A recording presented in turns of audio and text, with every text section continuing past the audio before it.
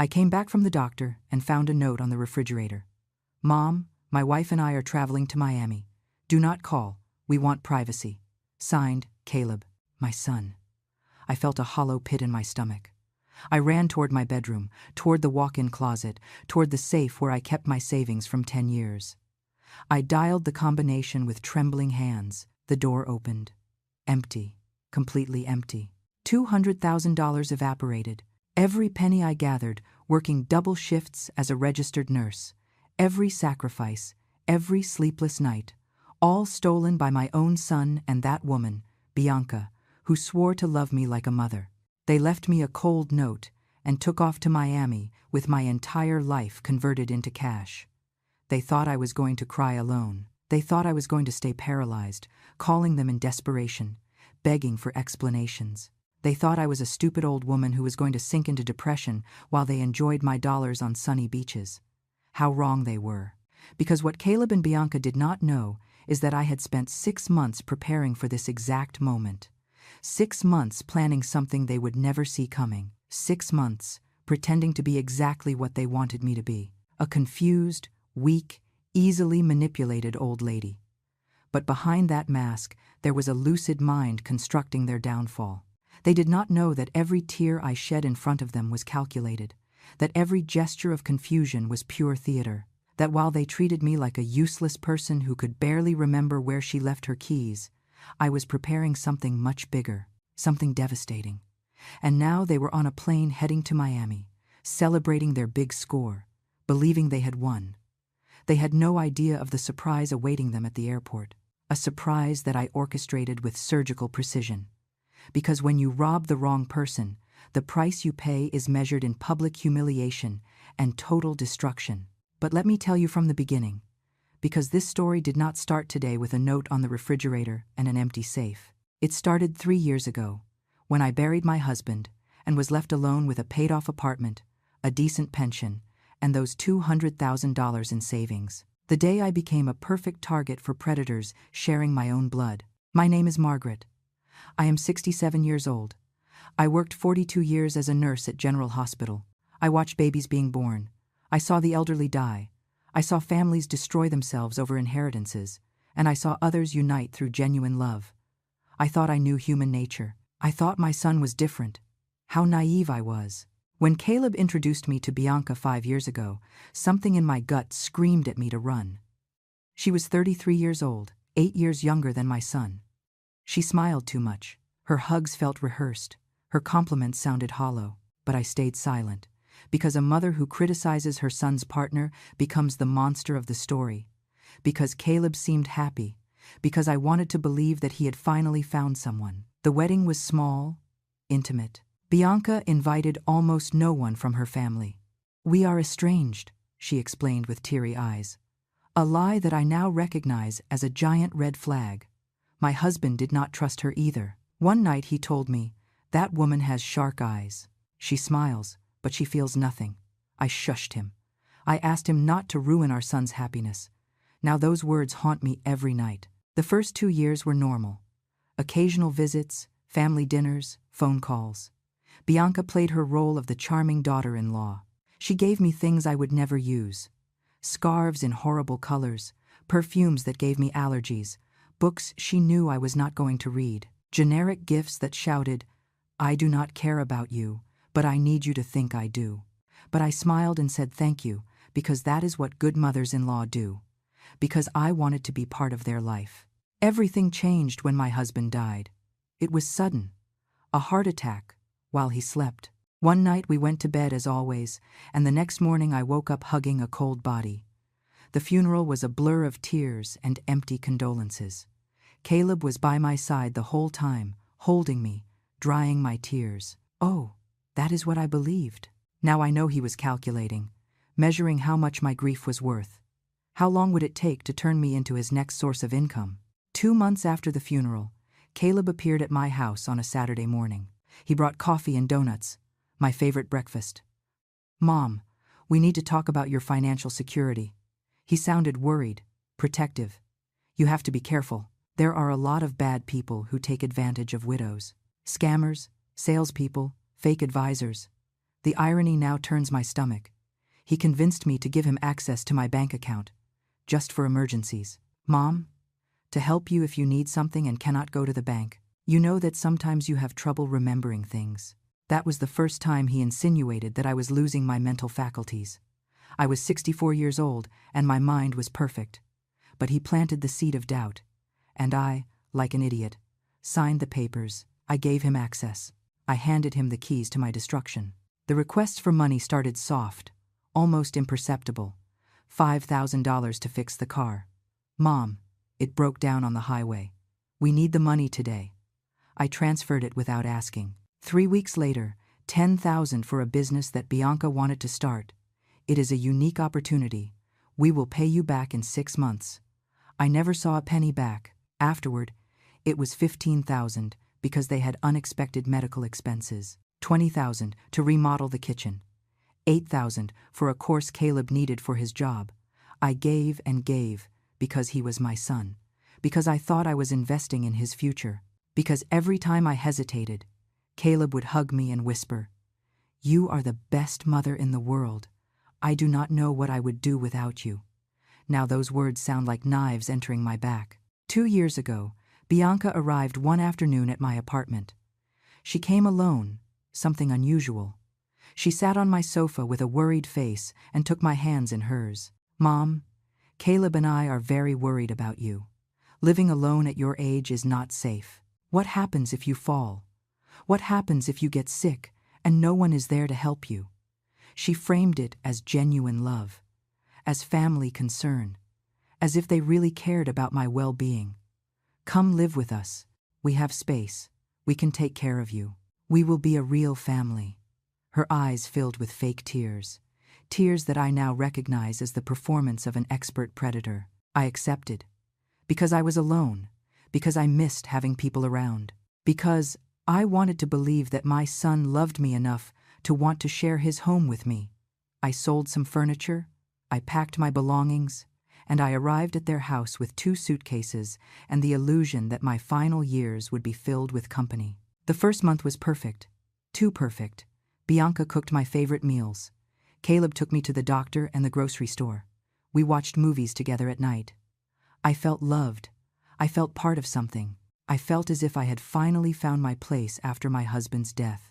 And just when I lowered all my defenses, just when I felt safe and cherished, the masks began to fall. "Margaret, can you wash these clothes? I just arrived so tired." A small request. Reasonable. I did it without complaining. The next day, "Margaret, prepare dinner for 7 o'clock. We are going to arrive hungry." Afterward, "Margaret, clean the bathroom. It is filthy." And just like that, little by little, without me realizing it, I stopped being the mother-in-law and became the unpaid domestic employee. But that was not the worst part. The worst was how they spoke to me. Caleb started talking to me as if I were a small child. "Mom, did you take your pills?" with that condescending tone they use with dementia patients. "Mom, do not go out alone. You might get lost." Me, who drove through this city for 40 years. "Mom, better not drive anymore. You are too old. You could cause an accident." Every day they took away a piece of my autonomy. Every week they turned me more into a piece of furniture that breathed, that cleaned, that cooked, but that had no voice or vote. When I tried to give an opinion on something, Bianca would interrupt me. "Oh, Mom, it is not done like that anymore. Times have changed." When I wanted to go out to visit my friends, Caleb made excuses. "I cannot take you today." "Mom, better stay home. It is too hot for you to be walking in the street." They were locking me in. They were erasing me. They were turning me into a prisoner in a house that was not mine, with people who were supposed to love me. And the worst of all is that every time I took money out of the bank, Bianca magically appeared with a new emergency. "Mom, the washing machine broke down. We need $3,000 urgently." "Margaret, the car needs new tires. That is $4,000. "Mom, we have to pay the house insurance. That is $6,000. Always urgent, always necessary, always my responsibility because I lived with them, because they gave me a roof, because they fed me. As if I had not already given them more than $80,000 in 2 years. As if cooking, cleaning, and washing their clothes was worth nothing, as if my presence was a burden they endured out of charity. But I kept pretending I did not notice. I kept smiling when Caleb kissed my forehead. I kept saying, "Thank you, children," when they left me the leftovers of their dinner. I kept acting like the silly old lady they needed me to be, because something inside me, some primitive survival instinct, told me that I had to see it all but stay silent, that I had to wait for the right moment. And that moment arrived 6 months ago, a Tuesday afternoon that changed everything. I was in my room, supposedly taking a nap. They thought I slept 3 hours every afternoon because old people get very tired. In reality, I pretended to sleep to have peace, to not hear their hurtful comments, to not be their servant for a few hours. But that day, I heard voices in the living room, different voices. It was not the normal conversation of a couple talking about the weather or what to order for dinner. It was something urgent, excited, conspiratorial. I got out of bed without making a sound. I opened the door just a few inches and pressed my ear against the crack. "When she dies, this apartment is ours, plus the savings she still has left in the bank." It was Bianca. Her voice sounded cold, calculating, excited, as if she were talking about winning the lottery. "Yes, but she is taking a long time to die. My mom has the health of an ox. Caleb, my son, my baby, the boy I breastfed, who I took care of when he had pneumonia at 5 years old, who I held through every nightmare," saying those words with the same naturalness with which you ask for salt at the table. I felt the floor disappear beneath my feet. But I did not scream. I did not cry. I did not run out to confront them. Something in my brain clicked. A switch was flipped. The nurse who had seen the worst facets of humanity for 40 years woke up, and that woman knew that emotions kill you. That cold revenge is the only effective revenge. I stayed there, listening, recording every word in my memory as if it were an anatomy lesson I had to memorize for the final exam of my life. "We can speed things up." Bianca's voice sounded thrilled, almost childish.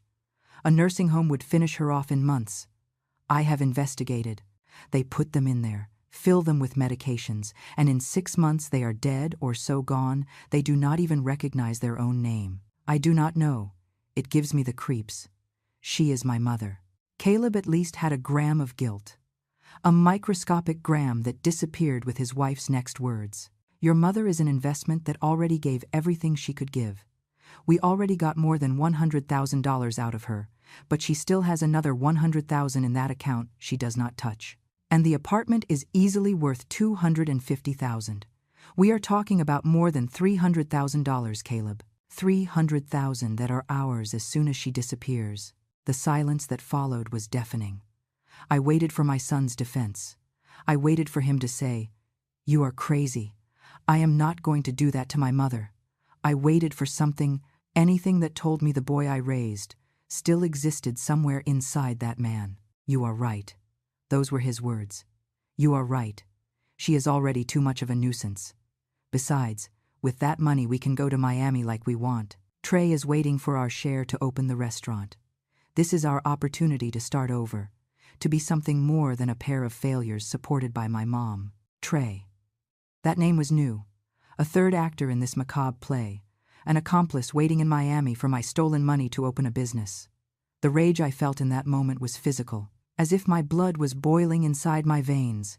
But I breathed. I breathed deeply, like I taught first-time mothers to do in the hospital when the pain was unbearable. "The plan is perfect." Bianca again, with that satisfied hyena voice. "We drain what is left in the bank, little by little.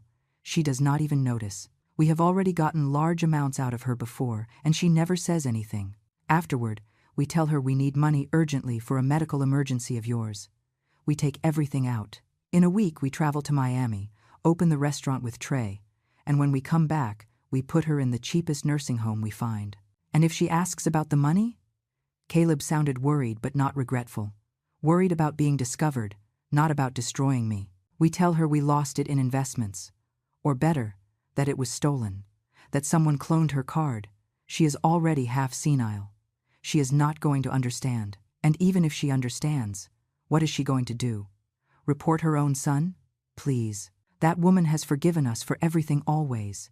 She is a fool who lives to please me. A fool." After everything I sacrificed, after all the years I worked to give him education, opportunities, unconditional love, his wife called me a fool, and he did not correct her.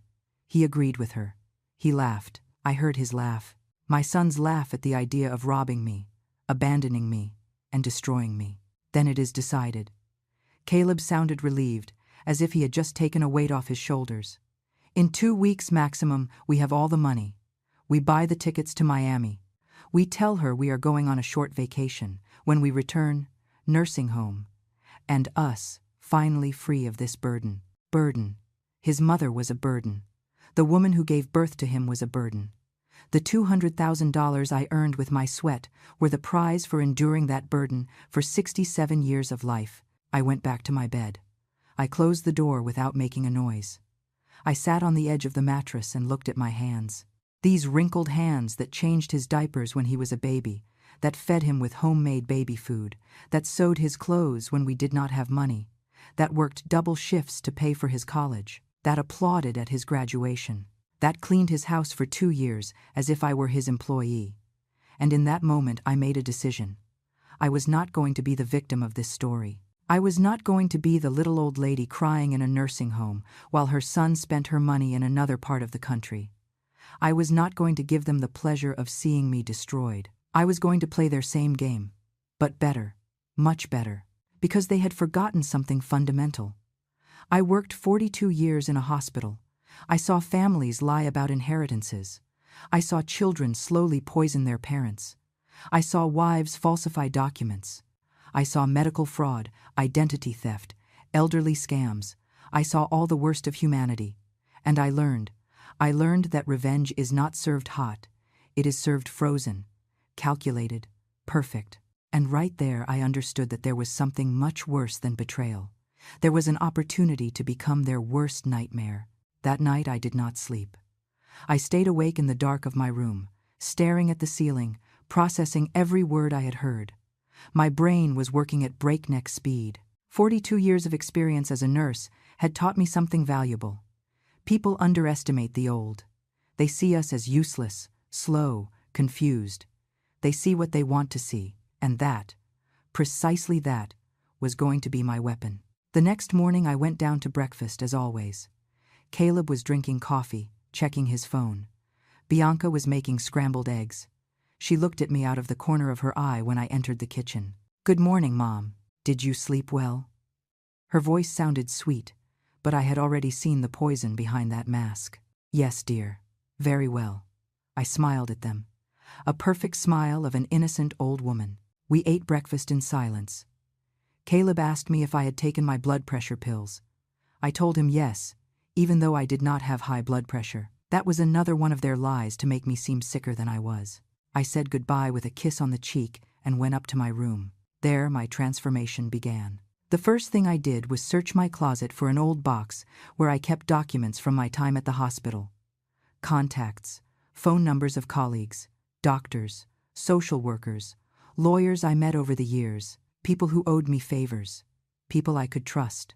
I found the number for Arthur, a lawyer who had been a patient of mine when he had a car accident 10 years ago. I saved his life by keeping him stable until the ambulance arrived. He told me that if I ever needed anything, to call him. Well, that day had arrived. I dialed his number from my old cell phone, the one Caleb thought I did not know how to use. "Arthur? It is Margaret, the nurse from General Hospital. Yes, the one who treated you years ago. I need your help. It is urgent and delicate." There was a pause. "Are you in danger?" His voice sounded concerned. "Not physically, but they are trying to rob me. My own son. I need to protect my assets before it is too late." Arthur did not ask unnecessary questions. He scheduled an appointment for me at his office 2 days later. I told him I would go alone, that I could not raise suspicions. I hung up and breathed. The first step was taken, but I needed more, much more. I went down to the living room. Bianca was watching television. I sat next to her with my most innocent face. "Dear," I was thinking, "I want to put my apartment in your name.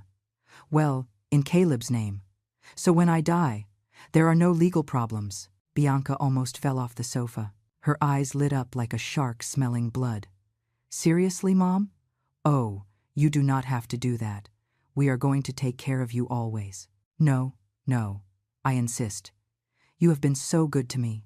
It is the least I can do. Lie after lie coming out of my mouth with the same ease with which she breathed. Let me talk to Caleb. He can help you with the papers. This is very generous of you. Bianca hugged me, a fake, calculated, victorious hug. I returned the hug and smiled, but inside I was taking mental notes. This confirmed everything. They were already planning to keep my property. My offer only accelerated their greed. That night, during dinner, Caleb brought up the topic. Mom, Bianca told me about the apartment. Are you sure? We do not want you to feel pressure. What a good actor. What a perfect performance of a concerned son. I am sure, son. I want it to be yours. You are everything I have. The words burned my throat, but I said them with conviction. Caleb nodded. Then tomorrow we will go to a lawyer. We will make everything legal and fast. Perfect. They thought they were about to win. They did not know that I was building evidence. Every move they made from now on would be documented. Every lie, registered. Every attempt at manipulation, recorded. The next day, I went to the appointment with Arthur.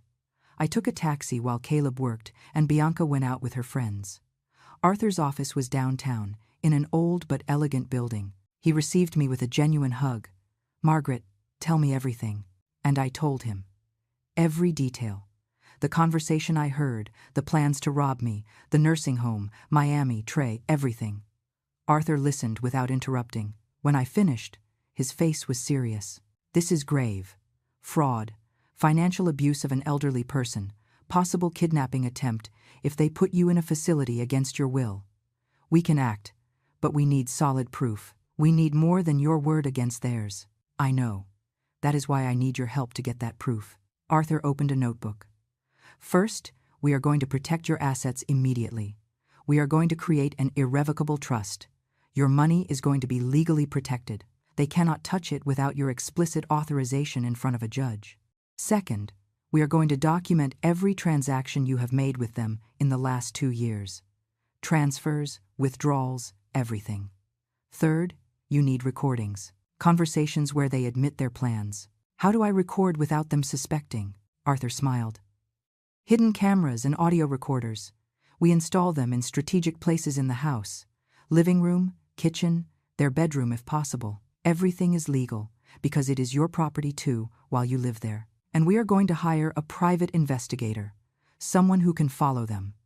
Verify if that guy Trey really exists in Miami. Investigate your daughter-in-law's past. My heart was beating fast. This was real.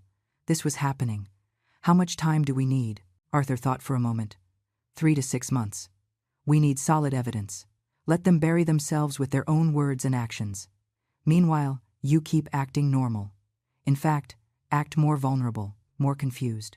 Make them believe you are losing your mind. That will make them careless. I left that office with a plan, with hope, with something I had not felt in 2 years. Power. Arthur gave me the contact for Mike, a discreet and effective private investigator. I called him that same afternoon from a public phone. We met the next day at a coffee shop far from my neighborhood. Mike was a man of about 50. Serious. Professional. I told him the situation. He took notes and asked me specific questions. Do you know Bianca's maiden name? I did not know it. Where did she work before meeting your son? I did not know that either. I realized I knew nothing real about the woman who had stolen 2 years of my life and my money. Do not worry. I am going to investigate her thoroughly. If she has a record, I am going to find it. I am also going to verify the Miami thing and this Trey character. 2 days later, Mike installed the cameras. He entered the house disguised as an internet technician. Caleb and Bianca did not even suspect. Tiny cameras in the smoke detector, in the living room, in the kitchen clock, in the hallway outlet, 3 strategic points that captured everything. He also gave me a voice recorder the size of a button. Use it when you have important conversations with them. Activate it discreetly. From that moment on, every day was a performance. I became slower when walking. I started forgetting things on purpose. Where did I leave my glasses? When I had them in my hand, I already ate. After lunch, Caleb and Bianca exchanged looks of satisfaction. Their plan was working.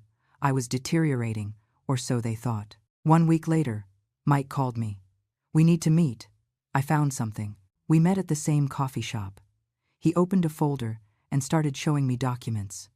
"Your daughter-in-law's name is Bianca Dominguez, but that is not her first marriage. She was married before, 8 years ago, to a man named Armando Salazar, a widower, 65 years old. He died 2 years after getting married, apparently of natural causes." My blood froze. "Apparently," Mike nodded. "Armando's family suspected. They filed a complaint, alleging that Bianca manipulated him to change his will days before dying. But they could not prove it. Armando left everything to Bianca: house, savings, life insurance. More than $300,000. The family lost everything." My God. My voice barely came out. "There is more. Bianca spent all that money in less than 3 years. Trips, clothes, a boutique that went bankrupt. When she met your son, she was broke. She was looking for her next victim. And there you were, a widow with savings and property." But that was not the worst. Mike took more papers out of the folder. Photographs, images printed from social media. Trey Reyes, businessman from Miami. Well, he calls himself a businessman. In reality, he has a record for real estate fraud. He was in prison for 2 years. He got out 5 years ago. And here comes the interesting part. Trey and Bianca have known each other for 10 years. They were a couple before she married Armando. The world stopped for a second. "What are you saying?" Mike pointed to an old photograph. Bianca, younger, hugging a dark-haired man, smiling on a beach. They have a history. Trey is her accomplice. They have done this before. The pattern is always the same. Bianca marries older men or their children, gains their trust, extracts the money, and disappears. Trey waits for her in Miami. They probably already have the restaurant planned as a front to launder the money. I felt nauseous. This was not just a greedy son and a manipulative daughter-in-law. It was a criminal operation, an organized scam, and Caleb was too stupid or too blinded to realize that he was also a victim. Or maybe he knew and did not care, as long as he received his share. "What about my son? Does he know all this?" Mike shook his head. "I do not think so. From what I have investigated, Caleb has gambling debts, $80,000 with online casinos and loan sharks. Bianca knows. She is probably using it. She promises him an easy way out, rob his mother, go to Miami, start over. He is desperate, and she manipulates him. $80,000. My son had $80,000 in debt and never told me anything. He kept asking me for money for supposed emergencies while feeding his gambling addiction. He kept smiling at me while lying to me. He kept hugging me while planning to destroy me. There is more." Mike took out one last document. Bianca and Caleb already bought tickets to Miami. They leave in 2 weeks. One-way tickets, not round trip. They do not plan to come back. "Margaret, they are going to take your money and disappear." The rage I felt was like lava boiling in my veins. But it was no longer the blind rage of a victim. It was the cold rage of someone who has all the cards in her hand and is waiting for the perfect moment to play them. Perfect. Let them buy the tickets. Let them make their plans. The more confident they are, the harder the fall will be. Mike smiled. It was a smile I recognized. The smile of someone who enjoys seeing criminals get what they deserve. "I am going to contact a friend in the Miami police. We are going to prepare a special reception for them at the airport." I went back home that afternoon with a mental clarity I had not felt in years. Every piece was falling into place. Every lie they had told me now had context. Every manipulation made sense. And most importantly, I had control. They only thought they had it. During the following weeks, I intensified my acting. I started confusing names. I called Caleb Dad occasionally. I asked what day it was, even though I knew perfectly well. I left the stove on purpose so they would find it and worry about my mental deterioration.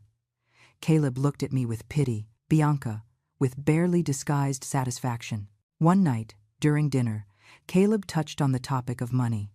"Mom, we need to talk about something important." Here came the big move. "Bianca and I are worried about your finances. We think you should give us full access to your account to protect you from scams. There are many criminals who take advantage of elderly people." The irony was so grotesque that I almost laughed. But I kept my confused old lady face. Do you think so? I do not know. Son, it is my money. We know, Mom. But you said yourself that sometimes you forget things. What happens if someone tricks you? What happens if you lose everything? We just want to take care of you, Bianca added her sweet poison. Mom, it is for your own good. Besides, someday that money is going to be Caleb's anyway. Why not make things easier now? That way there are no legal problems later. She wanted me to sign my financial death warrant with a smile. She wanted me to hand over everything voluntarily, so as not to leave a trace of theft. Let me think about it, I told them with a trembling voice. Caleb insisted. There is not much to think about, Mom. It is common sense. Tomorrow we go to the bank and fix everything. Okay, son. If you say so. I went to my room with slow steps, hunched over, defeated.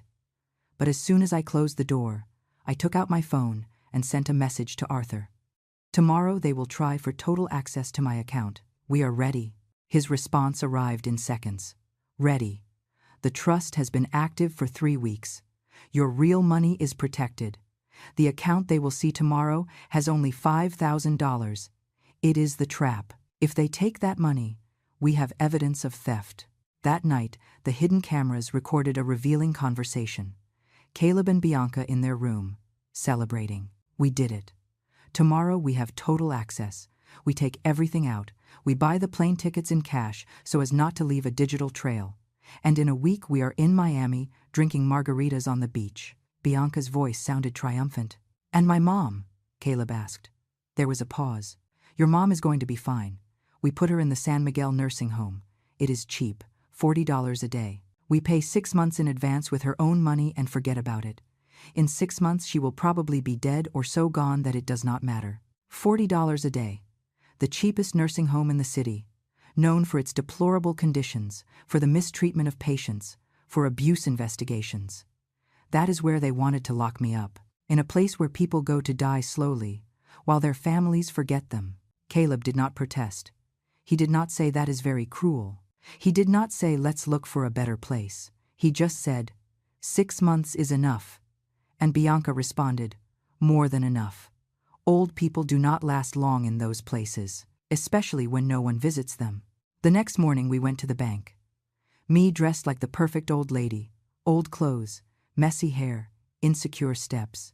Caleb held me by the arm as if I were going to fall at any moment. The manager received us in his office.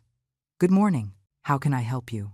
Caleb explained that they needed access to my account for health reasons, that I was forgetful and needed supervision. The manager looked at me with pity. Miss Margaret, do you agree with this? I nodded slowly. Yes, my son takes care of me. I trust him. I signed the papers. Caleb signed the papers. Bianca waited outside, unable to hide her excitement. We left the bank with Caleb euphoric. Ready. Mom, you do not have to worry about anything anymore. We handle everything. They took me home and sent me to rest. Sleep. Mom, you look tired. As soon as I closed the door of my room, I waited. I took out the small monitor connected to the hidden cameras. I watched them log onto the computer. I watched Caleb check the account online. I watched his face change from excitement to confusion. What is wrong? Bianca asked. There is only $5,000. What? That is impossible. She had more than $100,000 the last time I checked. Caleb navigated frantically through the screen.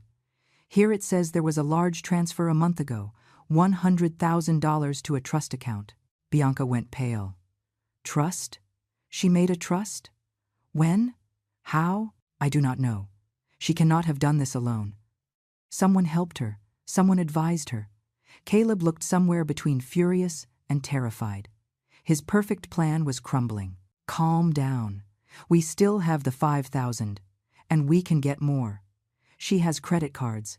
We can use them. Bianca tried to salvage the situation. It is not enough. Trey expects $150,000. We promised him that amount for the restaurant. Without that, there is no business. No Miami, no nothing. Then we do something else. Bianca's voice became dark, dangerous. She has the apartment. It is worth more than $200,000. We make her sign an express sale. There are buyers who pay in cash. In a week we have the money. But that is, I do not know if I can convince her to sell so fast. Of course you can. You tell her you need the money for an urgent operation. To save your life. She would do anything for you. It is pathetic how much she loves you. Pathetic. My motherly love was pathetic to this woman. I watched them plan my final destruction while I recorded every word, every admission, every criminal plan. And right there I understood that there was something much worse coming. That night I called Arthur in controlled panic. They just discovered the trust. They plan to make me sell the apartment. They say that in a week they want the money in cash. Arthur did not sound surprised. Perfect. Let them try. The apartment is also legally protected. I registered a sale restriction in the public registry 2 weeks ago. They cannot sell without a court order proving you are mentally incapacitated. And believe me, no judge is going to declare you incapable without exhaustive medical evaluations. But they do not know that yet, I said, understanding the game. Exactly. Let them believe they can do it. The more they try, the more evidence they generate. Mike is recording everything. The cameras are capturing compromising conversations. We have irregular bank transfers from the last 2 years. We have Bianca's criminal history. We have the connection with Trey in Miami. We just need the final blow. What final blow? Arthur took a deep breath. That they try to leave for Miami with the stolen money. That they arrive at the airport believing they won. And federal agents will be waiting for them there. Bank fraud. Financial abuse of an elderly person. Attempted illegal appropriation of assets. We are talking about federal charges. Margaret, years in prison. The plan was perfect, but there was a problem. They only have $5,000. They said Trey expects $150,000. How are they going to travel without money? Arthur laughed. A cold laugh. That is where our final trap comes in. You are going to pretend to sell the apartment. You are going to sign a fake contract with a ghost buyer. You are going to give them a cashier's check for $150,000. They are going to deposit it or take it to Miami. And when they try to use it, boom, check with insufficient funds. Attempted fraud. We catch them at the airport with physical evidence. It was risky. It was complicated. But it was brilliant. And if they suspect, they are not going to suspect. They are desperate. Desperation makes people make mistakes. Trust me. The following days were a play worthy of an award. Caleb started softly. Mom, I need to talk to you about something very serious. His voice sounded broken, scared. I sat across from him with my worried face. What is wrong, son? I had some medical tests done. The results are not good. I have a tumor. I need surgery urgently, or I am going to die. The lie came out of his mouth with such naturalness that I was almost impressed. Almost, my God. Caleb, what does the doctor say? The tears in his eyes were real.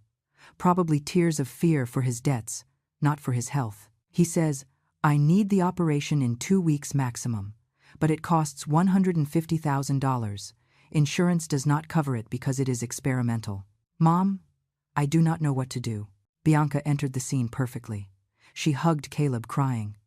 We cannot lose him, Mom. He is very young. He has his whole life ahead of him. They looked at me with pleading eyes, waiting for me, the silly and manipulable mother, to offer the solution. I do not have that money, son. You saw that in the account there is only $5,000 left. I know, Mom, but you have the apartment. We can sell it fast. There are buyers who pay in cash. In a week we have the money, and I can have the surgery. Caleb took my hands. His hands were sweating. I know it is a lot to ask. I know this apartment has memories of Dad. But it is my life, Mom. It is your son. The manipulation was so obvious, so grotesque, that I felt disgust. But I acted perfectly. Sell the apartment? I do not know, Caleb. Where am I going to live? With us, Mom. Forever. We will take care of you. We will be a family. More lies. The apartment would be sold. They would take the money, flee to Miami, and I would end up in that horrible nursing home, waiting for death. Let me think about it tonight. I told them with a trembling voice. Caleb insisted. There is no time to think, Mom. Every day counts. Please, save your son. Tears ran down his face. Crocodile tears, rehearsed tears. Okay. Let's sell the apartment. But with one condition. Which one? Caleb looked anxious, desperate. That after your operation, the three of us go on a trip to somewhere nice to celebrate your recovery. Bianca and Caleb exchanged looks. Of course, Mom. Wherever you want. I promise. Another lie. But this time, I had control. The next day, Arthur appeared disguised as a real estate agent. He knocked on the door with a briefcase in hand. Good morning. I am looking for Mrs. Margaret. I have a client interested in this apartment. Caleb let him in immediately.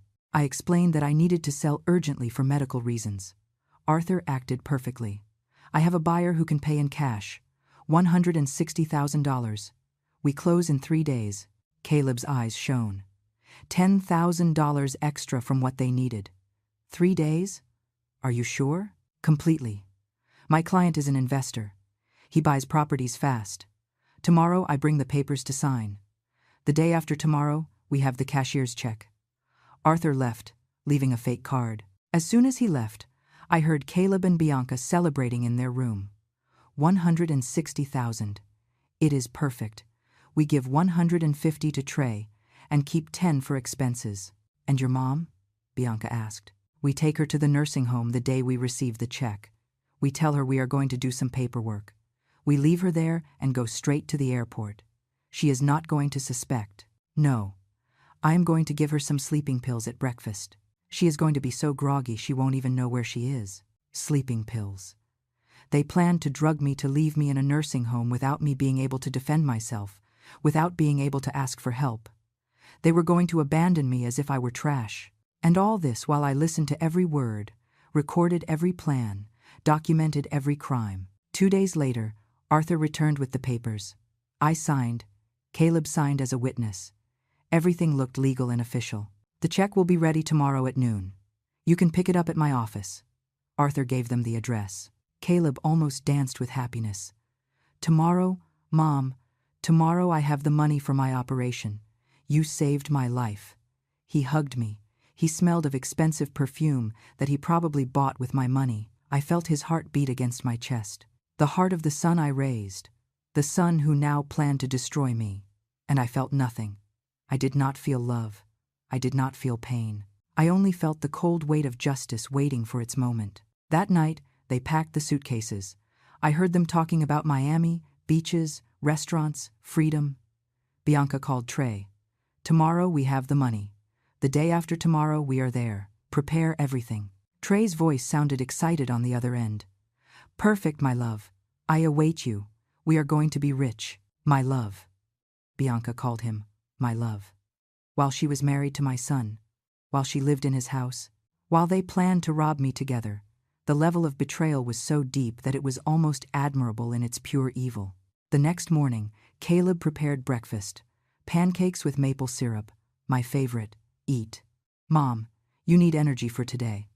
I noticed that my orange juice had a strange taste. Slightly bitter, the sleeping pills she mentioned. I pretended to drink it all. I pretended to feel dizzy half an hour later. I feel weird. Son, it is stress. Mom, rest a little. We will wake you up when it is time to go for the check. They took me to my room. I lay down. I closed my eyes. I heard them leave and close the door. As soon as their footsteps faded, I got up. I took out the phone and called Mike. They already tried to drug me. They are going for the check in 2 hours. Everything ready. Everything ready. Arthur will give them the check. They will buy the plane tickets for tomorrow. And tomorrow at the airport in Miami, the FBI will be waiting for them. I have agents coordinated both here and there. 2 hours later, I heard them return. They entered my room. Mom, wake up. We have the check. Look. Caleb showed me the cashier's check. $160,000. Fake, but he did not know it. We are going to the bank to deposit it now. And tomorrow early, I travel to Houston for the operation. Another lie. He was not going to Houston. He was going to Miami. Can I go with you? I asked with a weak voice. No, Mom.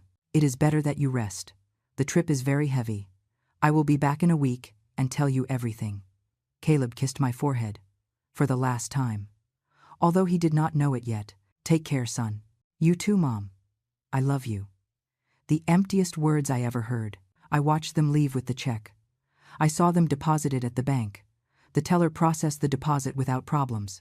The bank did not know the check was fake yet. It would take 2 days to process and bounce. By then, Caleb and Bianca would already be arrested. But that was not the worst. That night I heard them pack the final suitcases. Clothes, documents, passports. Bianca called Trey again. "Tomorrow at 10 in the morning we land. The money is deposited. In 2 days it clears, and we transfer it to your account. Prepare the restaurant papers." Everything was going according to their plan. Or so they thought. I stayed awake, looking at the ceiling of my room. This house where I lived 30 years. Where my husband carried me in his arms every anniversary. Where Caleb took his first steps. Where we celebrated birthdays, Christmases, graduations. All those memories now stained by betrayal, by greed, by the pure evil of 2 people who swore to love me. At 5 in the morning I heard movement. They were getting ready to leave. I pretended to be asleep when Caleb entered my room. "Mom, we are leaving now. I will be back in a week. Behave yourself. If you need anything, call the neighbor." He did not say, "I love you." He did not say, "I am going to miss you." He just closed the door and left. I heard the car start. I heard them drive away. And as soon as the sound of the engine disappeared, I got up. I called Mike. They just left. I am following them. Affirmative. They are heading to the airport. The flight leaves at 8. They land in Miami at 2 in the afternoon local time. The federal agents await them at customs. I showered. I dressed in decent clothes. I put on makeup for the first time in months. I looked in the mirror and saw a different woman. It was not the hunched and confused old lady that Caleb and Bianca knew. It was Margaret, 67 years of experience, 67 years of strength, 67 years of having survived a world that constantly underestimated older women. Arthur arrived at 7. "Ready?" he asked me. "Ready." We got into his car. "Let's go to my office. From there we can monitor everything in real time. I have direct contact with the agents in Miami." The trip was silent. I processed everything. Months of planning, months of pretending, months of silent pain. Everything culminating in the next few hours. In Arthur's office there was a computer with several windows open. Security cameras at the airport. Flight tracking in real time. Communication with federal agents. Mike was already there. The flight took off 20 minutes ago. Everything normal. Caleb and Bianca are in their seats. First class. They paid with your money. Of course. First class. Spending every last penny on luxuries while planning to abandon me in a $40 a day nursing home. The irony was brutal. Now we just have to wait. Arthur poured coffee. The 3 of us sat in front of the computer, watching the small plane move on the map, approaching Miami, approaching their destruction. 2 hours later, Mike received a call. He put it on speaker. "Agent Morrison, Miami FBI field office. The flight is about to land. We have 4 agents positioned at the gate, 2 more at the exits. Arrest warrants ready. As soon as they set foot on American soil, they are ours." "Perfect. Keep us informed." Mike hung up and looked at me. "Are you okay?" I do not know if I was okay. I was about to see my son arrested. My only son. The boy I birthed with pain. The boy I took care of when he was sick. The boy who called me his hero, now converted into a criminal. But he chose this path. He chose greed over love. He chose to destroy me. I was only making sure he paid the consequences. "I am okay." I lied. Or maybe I did not lie. Maybe I was really okay. Maybe this was what justice felt like. Cold, necessary, painful, but correct. The plane landed at 2 to 5 in the afternoon. We saw on the security cameras how the passengers began to get off. Caleb and Bianca came out among the first. He was carrying a large suitcase. She had a handbag. They looked relaxed, happy, smiling, believing they had won, believing they had escaped. They walked toward the baggage claim. The officer checked their IDs. He scanned them in the system. And there, everything changed. The officer made a signal. 4 uniformed agents approached quickly. "Caleb Miller and Bianca Dominguez Miller, you are under arrest. You have the right to remain silent." Caleb's face changed from happiness to terror in a second. "What? What are you talking about? There has to be a mistake." Bianca tried to run. One of the agents stopped her in 3 steps. They handcuffed her. They checked her bag. Inside, they found the fake check, passports, and bank transfer documents.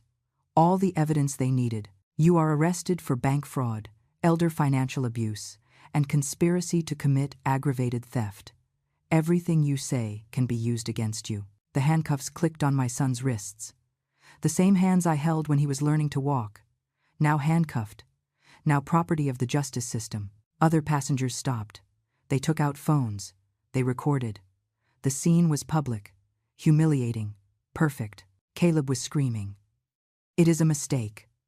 Call my mother. She is going to explain to you. How ironic. Calling the victim to save him. Calling the woman he planned to drug and abandon. Calling the mother he thought too stupid to defend herself. Bianca did not scream. Bianca cried. Real tears this time. Tears of terror. Of knowing that everything was over. Of understanding that someone had outsmarted them at their own game. The agents took them to an interrogation room. The cameras continued transmitting. Agent Morrison here. We have them. They are in the process of interrogation. The victim wants to make a video statement. Mike looked at me. Do you want to talk to them? Arthur shook his head. You do not have to do it if you do not want to. But I wanted to. I needed to. After 6 months of being silent, of pretending, of being invisible, I needed them to see me, to know, to understand. Yes, I want to talk to them. Mike set up the video call. In seconds, I was connected to the interrogation room in Miami. Caleb and Bianca sitting in metal chairs, handcuffed, surrounded by agents, and on the screen in front of them, I appeared. Caleb almost fell out of the chair. Mom, what is happening? Tell them this is a mistake. Tell them the money is for my operation. His voice was desperate. Pathetic. There is no operation, Caleb. There never was an operation. There were only lies. There was only theft. There was only a plan to destroy me and abandon me. The confusion on his face was genuine. What are you talking about? Mom, you are confused. Someone filled your head with crazy ideas. I am not confused. I was never confused. I was pretending.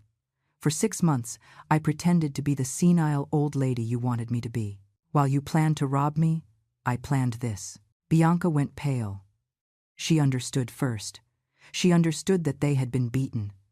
You set a trap for us. Her voice trembled. I gave you exactly what you expected. An easy victim. A manipulable fool. But you forgot something important. I worked 42 years seeing the worst of humanity. I learned to recognize predators, and I learned to protect myself. Mom, please. I am your son. You cannot do this to me. Caleb was crying now. Real tears, but not of regret. Of fear. Of knowing his life had just collapsed. You stopped being my son the day you planned to drug me and leave me in a nursing home to steal my money. The day you celebrated the idea of me dying quickly. The day you called me a burden. I can explain. I was desperate. I have debts. Bianca pressured me. It was not my idea. Now he was blaming Bianca. The coward showed his true face. Bianca looked at him with pure hate. You are going to blame me? You wanted the money as much as I did. You were the one who suggested drugging her. Lie. You planned everything. You knew Trey from before. This was your idea from the beginning. They were tearing each other apart. Exactly like cowardly criminals do when they get caught. Without honor, without loyalty, just desperate survival. One of the agents intervened. Miss Margaret, we have all the evidence we need. Recordings, documents, testimonies. They are going to go to prison for a long time. Is there anything else you want to say? I looked at Caleb. At that man who was once my baby. And I felt nothing. The love had evaporated, replaced by something colder, more definitive. Just one thing. You thought I was a stupid old woman. You thought you could steal my life and get away with it. But you forgot that mothers know. We always know. And when you betray us, when you turn us into enemies, we are the most dangerous opponents you can have. Because we know every weakness, every fear, and we have nothing to lose. I cut the call. The screen went black. And right there I understood that there was something much worse. The following days were a whirlwind of legal procedures. Arthur handled everything. Caleb and Bianca were processed in Miami, but extradited back to our city to face local charges. Bank fraud, elder financial abuse, falsification of documents, attempted illegal appropriation of assets. The accusations piled up like dominoes falling one after another. Mike showed me his full investigation. Bianca had not only been married to Armando. There were 2 other men before, one in Texas, another in California, both older, both widowers. Both ended up in nursing homes or dead while she disappeared with their money. The police in both states now had open cases against her. She was a professional predator, an expert in exploiting vulnerable elderly people. And Caleb, my son, my only son. The investigations revealed that his gambling debts were worse than I thought. It was not $80,000, it was $120,000. He had emptied savings accounts. He had used credit cards in my name. He had forged my signature on loans. For 2 years he had been stealing from me systematically, and I had not realized it because I trusted him blindly. Margaret, I need you to come testify. Arthur called me a week after the arrest. The prosecutor wants your testimony to ensure long sentences. With your declaration, Caleb could receive between 4 and 7 years. Bianca, between 8 and 12, considering her record. 4 to 7 years, my son in prison. The idea turned my stomach, but then I remembered his laugh when he planned to drug me. I remembered his words, "She is taking a long time to die." I remembered how he turned me into his servant while robbing me. I am going to testify. I am going to say every detail, every lie, every manipulation. I want them to pay for everything. My voice sounded hard. Arthur paused. Are you sure? He is your son. Once you testify, there is no going back. He is going to go to prison. I do not have a son anymore. I have a criminal who shares my last name. Nothing more. The hearing was 3 weeks later. I entered the courtroom dressed in a dark green suit that I had not worn since my husband's funeral.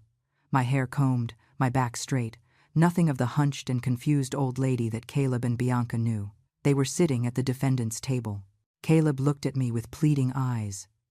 Bianca did not even turn around. The prosecutor called me to the stand. I swore to tell the truth, and I said it. All of it.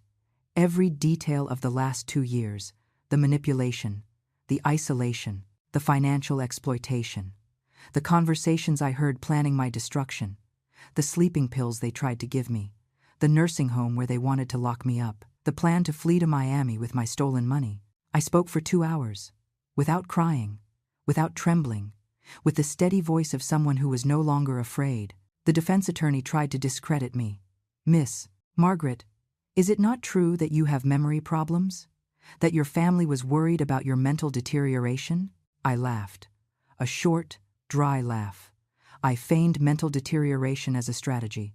For 6 months I acted. Every lapse was intentional. Every confusion was theater. And it worked because you underestimate older people. Are you saying you deceived your own family? I am saying I defended myself from 2 criminals who planned to rob me and abandon me. If that required faking dementia, I did it without hesitating. The jury listened attentively. Some nodded. An older woman in the front row had tears in her eyes. She understood me. She knew exactly what I was talking about. Caleb asked to speak. The judge allowed it. Mom, please, forgive me. I made terrible mistakes, but I am your son. You cannot destroy me like this. Think of everything we lived through together, how I took care of you when Dad died, how much I love you. His voice was breaking, but I felt nothing anymore. You took care of me after Dad died because you were calculating how much my grief was worth. You stole from me while pretending to love me. You turned me into your employee while planning to lock me up. You are not my son. My son died the day he decided that my life was worth less than $150,000. The silence in the room was absolute. Caleb lowered his head, defeated. The judge reviewed the documents, the recordings, the photographic evidence, the testimonies from Mike and Arthur. The evidence was overwhelming, undeniable. The court finds Caleb Miller guilty of all charges. Sentence: 6 years in prison. Bianca Dominguez Miller, guilty of all charges plus multiple priors. Sentence: 12 years in prison. The bang of the gavel resonated like thunder. Caleb screamed, "No, Mom, please, do something." But I was already leaving the room. Arthur walked by my side. "You did good." he told me. I do not feel like I did good. I just feel like I did what was necessary. Outside the courthouse, several journalists were waiting for me. The story had become media fodder. Elderly woman thwarts son and daughter-in-law's plan to rob her, said the headlines. They asked me for interviews. I refused all except one.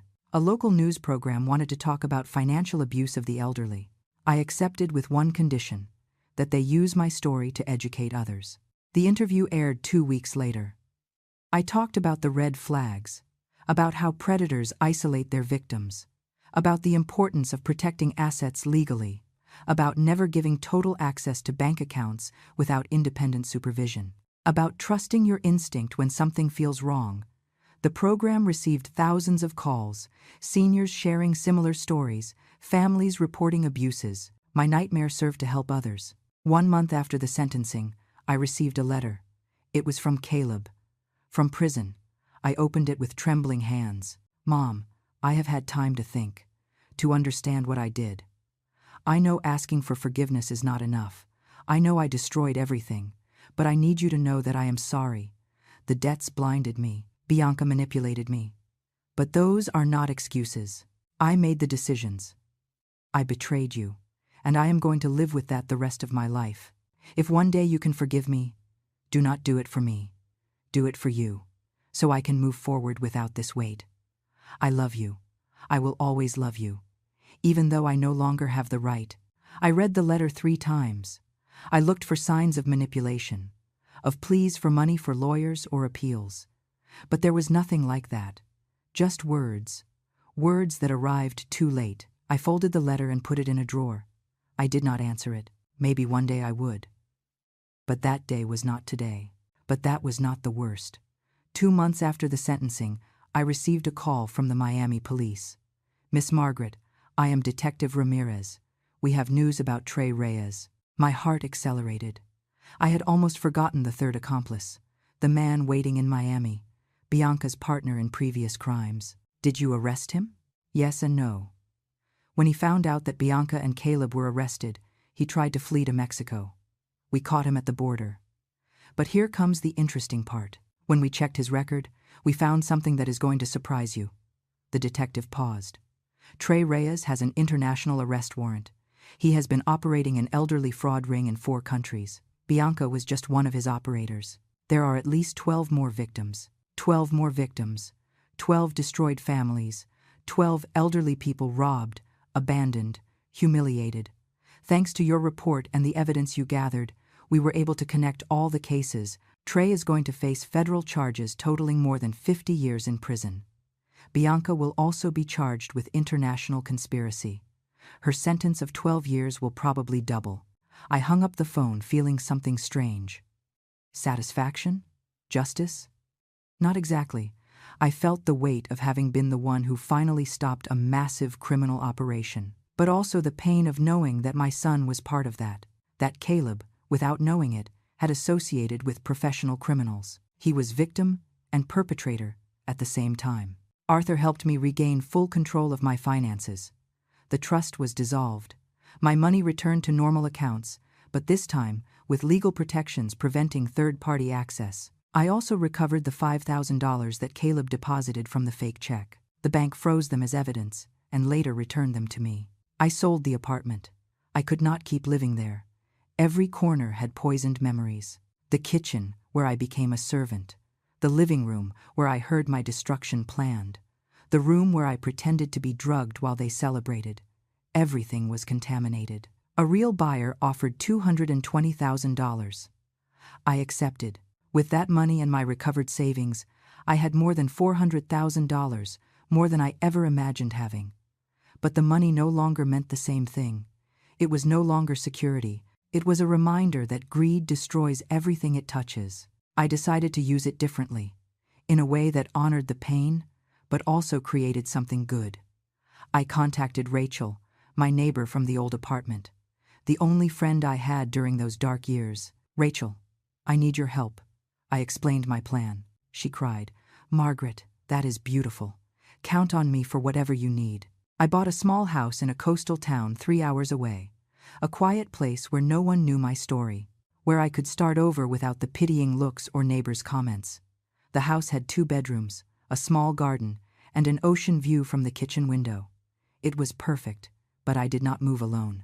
I used part of the money to create a temporary shelter, a place where older adults who were victims of financial or family abuse could stay while resolving their legal situation. I hired a full-time lawyer, a social worker, an accountant. My house became a resource center, a safe place. The first person who arrived was Stella. She was 72 years old.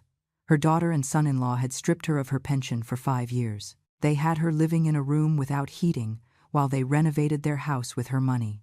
Stella arrived with a broken suitcase and fear in her eyes. "I do not know if I can pay to stay here." "You do not have to pay anything. You just need to heal and fight for what is yours." I gave her the guest room. I prepared hot food for her. I introduced her to the lawyer. In 3 months, Stella recovered her pension, sued her daughter, and found a small apartment where she now lives in peace. Before leaving, she hugged me crying, "You gave me my life back." Afterward came Erica, 65 years old. Her brother had convinced her to put her house in his name. Then he kicked her out and sold the property. Erica was living in her car when she found me. We worked 6 months on her case. We proved fraud. She recovered her house, and her brother went to prison for 2 years. Erica now works as a volunteer at the shelter, helping other victims. Every story I heard was an echo of mine. Families destroyed by greed. Elderly people treated like disposable resources. Love turned into a transaction. And every person I helped healed me a little, reminded me that my pain had a purpose, that I could turn poison into medicine. 6 months after moving, I received another letter from Caleb. This time he did not speak of regret. He spoke of need. "Mom, prison is horrible. I do not have money for the commissary. I cannot buy basic things. Please, send me even just $100 a month, just to survive." There it was, the true reason for his previous letter. It was not regret, it was preparation. Softening me up with pretty words to ask for money later. The same pattern as always. Manipulation disguised as love. I tore up the letter. I did not answer. I did not send money. Caleb needed to face the full consequences of his actions. No lifelines, no rescues. One day, while working in the garden, I saw a car stop in front of my house. A woman got out. Gray hair, tired face, sad eyes. She rang the doorbell. "Miss Margaret?" I nodded. "I am Clara, Armando Salazar's sister." The name hit me like a fist. Armando, Bianca's first husband, the man who died leaving her everything. "How did you find me?" Clara took out an old newspaper. "The article about my case. I read your story. I saw Bianca Dominguez's name. I investigated. I confirmed it was the same woman who destroyed my brother. I came to thank you." "Thank you for what?" "For stopping her. For doing what we could not. My brother died believing Bianca loved him. He died not knowing she had used him. You unmasked her. You put her in prison. You gave justice to my brother and all her victims." Clara hugged me. 2 strangers united by the same predator. "Did your brother really die of natural causes?" I asked. Clara shook her head. "The doctors said yes, but he was healthy. Suddenly he got worse in weeks. Just after changing the will. I always suspected Bianca gave him something, but we could not prove it." "I'm so sorry." Clara wiped her tears. "It is not your fault. It is hers. Bianca's and all the predators like her. But I also came to tell you something else. Do not blame yourself for your son. I know what it is to love someone who chose the dark side. My brother chose to believe Bianca over us, his family. Your son chose greed over you. Both made decisions, and you did the right thing, protecting yourself." Her words released me from a weight I did not even know I was carrying. Residual guilt. The constant question of, could I have prevented it? Clara left an hour later, but she left me something invaluable. Perspective. I did not destroy Caleb. Caleb destroyed himself. I just refused to be destroyed with him. That night, I wrote in my journal for the first time in months. Today I understood that saving others is not going to bring my son back. But it brings me back to myself. Every person I help is proof that the abuse did not break me. It transformed me. I closed the journal feeling something I had not felt in years. Peace. But that was not the worst. 2 years have passed since that morning, when I found the note on the refrigerator. 2 years since my life split in two, the before and after.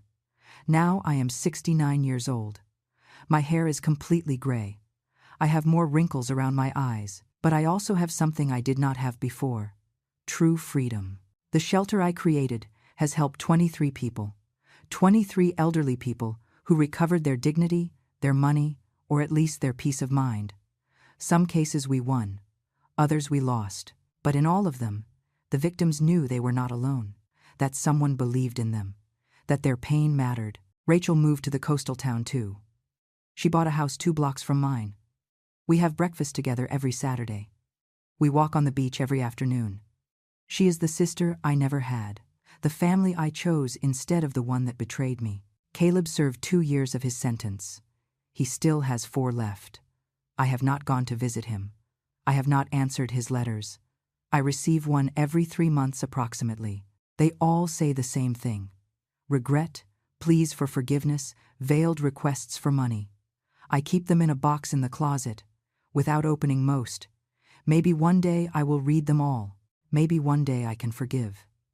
But that day has not arrived yet. Bianca now faces 20 years in prison after the international charges were added.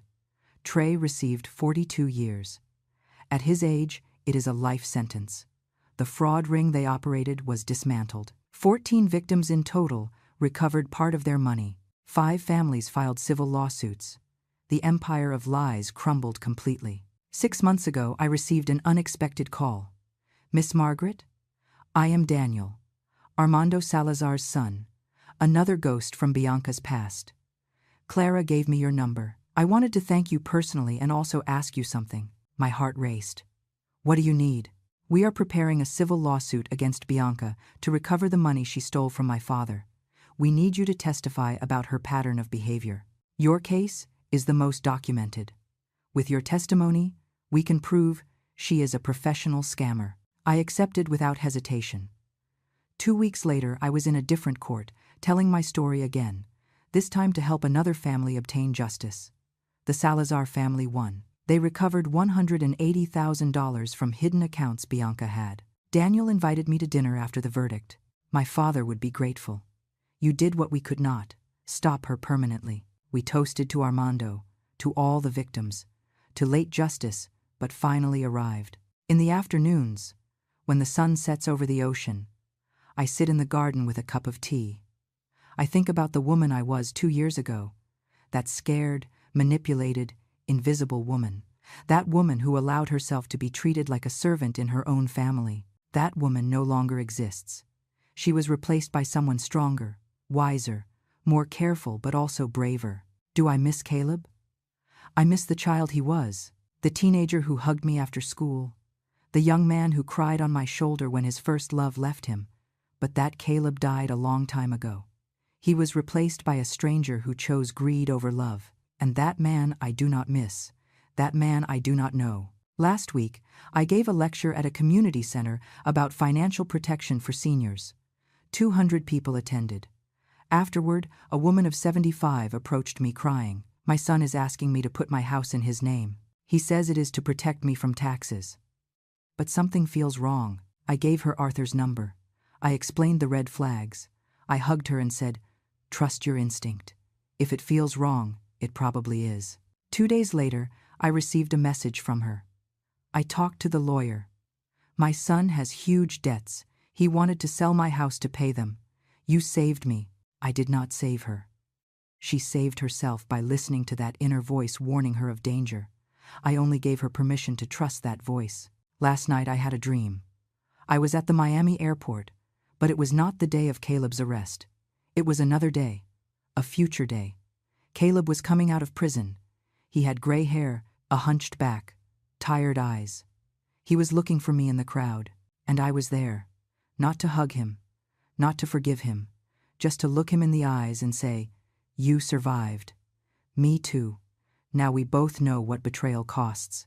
I woke up with tears on my cheeks. I do not know if I will ever have that encounter. I do not know if I want to have it. But the dream taught me something. Forgiveness does not mean reconciliation. It means letting go of the poison. It means stopping carrying the hate as if it were a treasure, and that, slowly, I am achieving. Today is a normal day. The sun shines. The sea sounds constant and reassuring. I have an appointment with a new resident of the shelter, a man of 73 whose wife abandoned him after emptying his retirement accounts. I am going to listen to his story. I am going to connect him with legal resources. I am going to remind him that he deserves dignity. Before leaving, I pass in front of the hallway mirror. I stop. I really look at myself. I see a woman of 69 who survived a devastating betrayal, who turned her pain into purpose, who refused to be a victim forever, who learned that self-love is more important than filial love when that love becomes destructive. I smile to myself. It is a small but real smile. And I leave my house toward another day of rebuilding broken lives, toward another day of proving that we seniors are not easy targets. We are survivors. We are silent warriors. And when they underestimate us, when they turn us into enemies, they discover too late that decades of life experience made us the most dangerous opponents they could choose. They thought I was going to cry alone. They thought I was going to break. They thought I was a silly old woman easy to destroy. They did not know that I had spent 6 months preparing, and now, 2 years later, I keep preparing. Not to take more revenge, but to make sure that no other older person has to go through what I went through alone. To be the voice I did not have. To be the protection I needed. My son is in prison. My daughter-in-law faces decades behind bars. My money is safe. My life is mine again. And although the price was extremely high, although I lost my only son in the process, I gained something more valuable. I won myself back. And that, I discovered, is priceless. This is my story. The story of how a betrayed mother became her own savior, of how love transformed into justice, of how feigned weakness became real strength, and of how a note on the refrigerator changed everything, but not in the way they expected. In the end, they traveled to Miami looking for freedom, and they found prison. I stayed behind, supposedly defeated, and I found liberation.